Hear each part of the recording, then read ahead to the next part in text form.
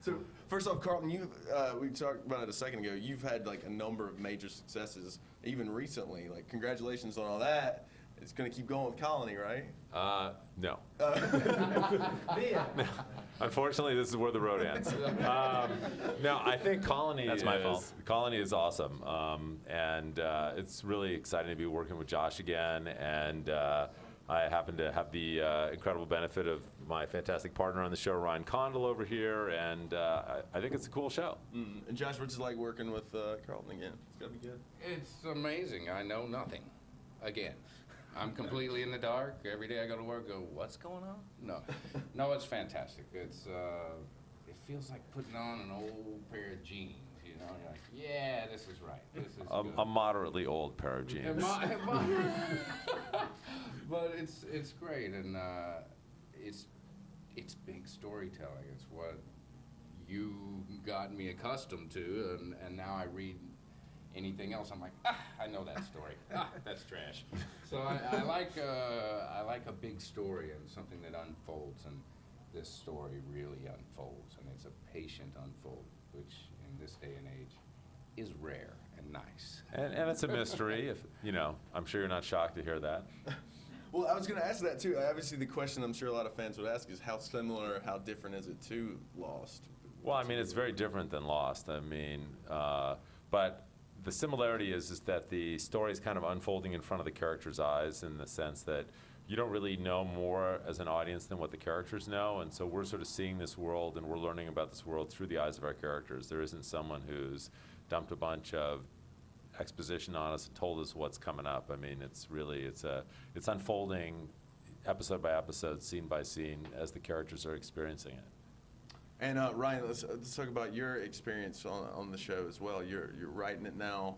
Just tell us how it feels. Yeah, it's been fantastic. I mean, Carlton and I had worked together previously on this project, and we had a great time working together. And we started talking about what else we could do, and then Colony sort of arose out of that. And we've both been Los Angeles residents for a long time, and we really wanted to do a story set in the city. We both love science fiction, and Colony sort of arose out of that as a way to explore kind of places in history and themes that we were interested in a new and kind of modern context and setting. And the idea of occupation was very appealing to us because we've seen a lot of science fiction stories about the end of the world, the apocalypse, the post-apocalypse, but we were very interested in, well, what if the order of society was just upended? So it's a much different universe. It's something that we as Americans would not be accustomed to, but it's a thing. Colonization, occupation is an idea that unfortunately billions of people have throughout human history have experienced, and we're telling this tale now as a modern allegory for all of those moments and times in history. Yeah, we've got questions coming in from the fans. One, you sort of answered about talking about kind of the tone and what the show is about, the colonization, the occupation. But this is an interesting question. Alexander asks, which Marvel character do you think would fit into this world, into this occupied Los Angeles? Well, I think Spidey would be good because there's 300-foot metallic walls around the city, so I think he could get around. Yeah, that's awesome. Yeah, Batman's always good. I'm not familiar with that guy. Oh, Batman's DC there, buddy.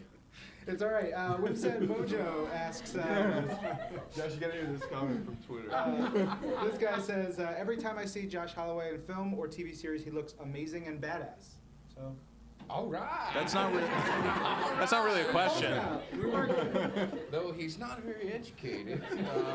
How about that guy, Captain America? Captain America would be fantastic. Yeah. We'd have to make him a little more DL, so he could get around without a lot of trouble. How many of these New York Comic Cons have you guys been to? This is the first one. This is literally the first morning of our first ever New York Comic Con. So, having been to a lot of San Diego Comic Cons, I'm excited about New York Comic Con, and it looks pretty crowded out there, actually. I had no idea.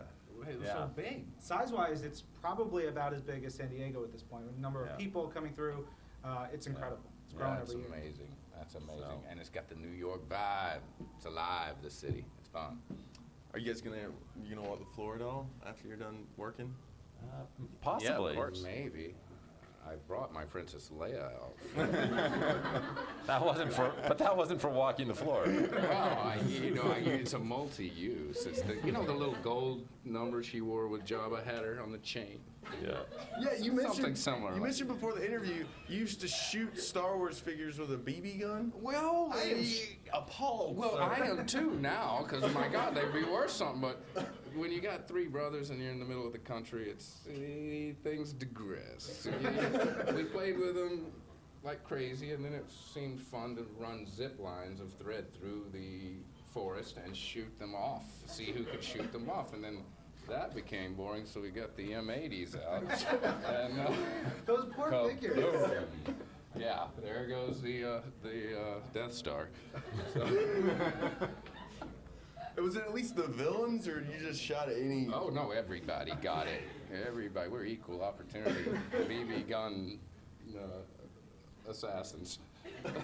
Are you following what's going on with Star Wars with the new movie and everything? Are you still fond of those characters? I mean, it feels like to me Star Wars is just ingrained in what we. It's in fantastic, all of our course. For me, that was my first cinematic experience. Yeah. As a kid, I'll never forget. We were just at a mall doing some chores with the mom, and she's like, "We got some time to waste. Let's just go in to see this thing." And we walked out of there with our jaws on the ground, like, "Oh my God!"